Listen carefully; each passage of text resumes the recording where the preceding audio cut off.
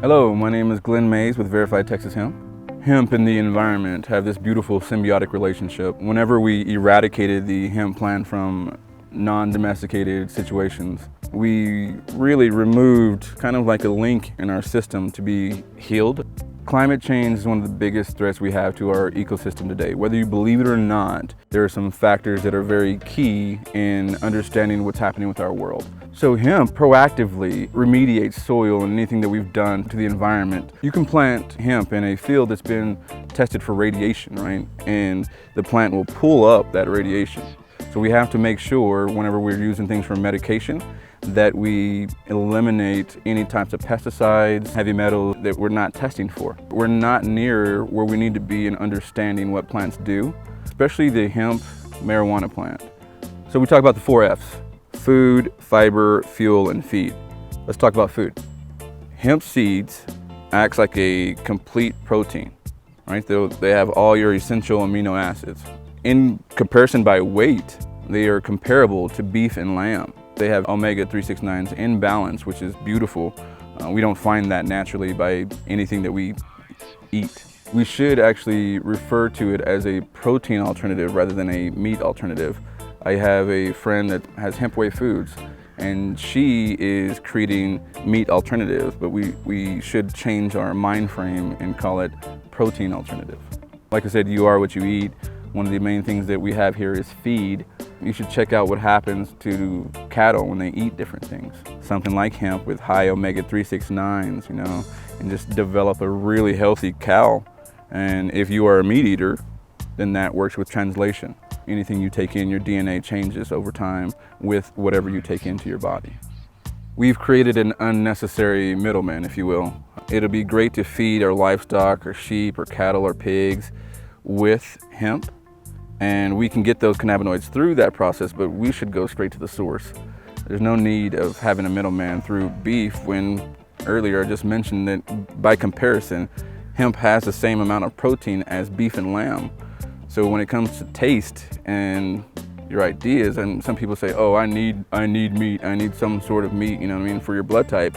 I get that, but have you tried real proteins? Have you tried real foods in general, I'd like to see what somebody is like without meat for approximately 40 days to see if their body really has the anemic reactions. If that's the case, look at apricots, dried apricots. Apricots give you iron. There's so many different aspects of where you should be supplementing your diet if you feel like you are truly having these inefficiencies. Another F is fuel. This really connects to me on a deeper level. Anything wood can do, hemp can do better. Anything oil and gas can do, hemp can do better.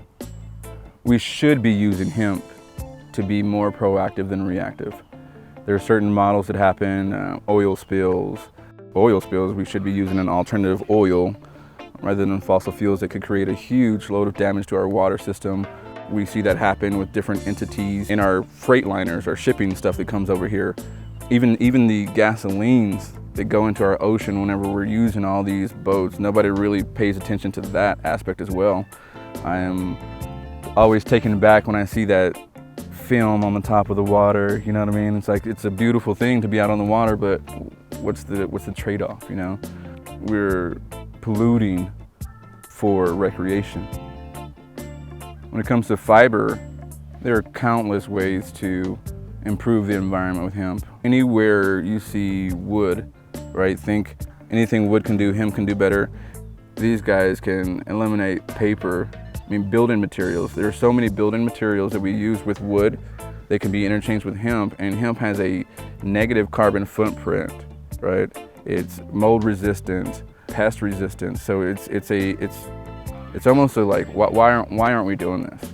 You know what I mean? Like, I would love to have that type of house for my son who has mold issues.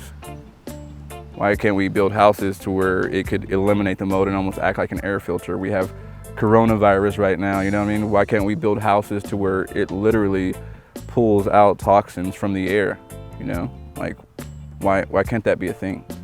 Here's what I want people to actually feel like empowered to do. There are bills coming up in different parts, especially in Texas right now. In 2021, we're starting to write these bills for the upcoming session.